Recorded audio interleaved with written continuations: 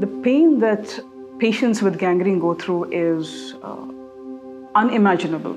Most of them are put in an area where nobody goes close to them. They are like untouchables.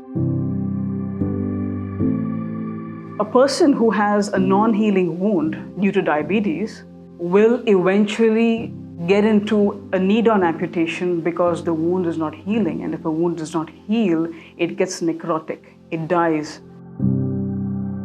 And then you've got to amputate the limb so that you're giving a little bit of life to the human being. When I see my patients take that first step after the point where they knew that they were losing their limb, the number one expression that I have in my heart is gratitude to the Lord, because it was His healing where He used me as an instrument.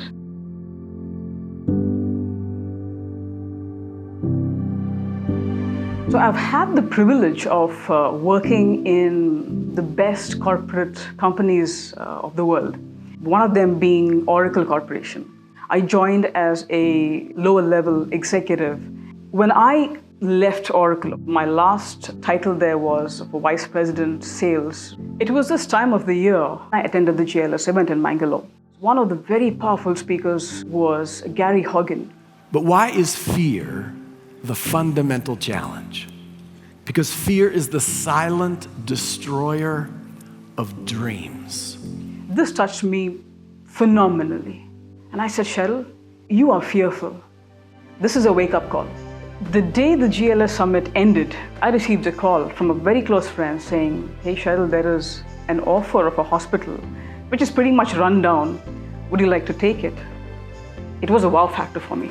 So immediately we went ahead, we mustered all the money we could. I had good backing from my parents, my sister who supports me financially. It took us about 2 months for us to do up the hospital. We bought new beds, we equipped the operating theater with all the equipment we needed. We made sure that this was a full-fledged hospital where patients would get very good care. When the Lord calls you, He puts all the pieces together, and where He leads, He provides. So far, we have impacted close to 40,000 lives. If I have to be precise, that would be about 39,700 odd limbs as of today. By having saved so many limbs from amputation, we have saved so many people from death. Sheryl's focus has always been around making people's lives better. Her compassion for the hurting and the suffering clearly shows a burden in her heart to serve.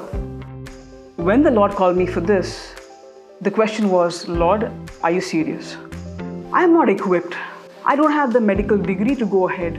But then the burden was so heavy that I had to quit my job. I enrolled myself with the Harvard Medical School, and I had to go forward with the purpose that the Lord has planted in my heart. Fear can be a complete destroyer.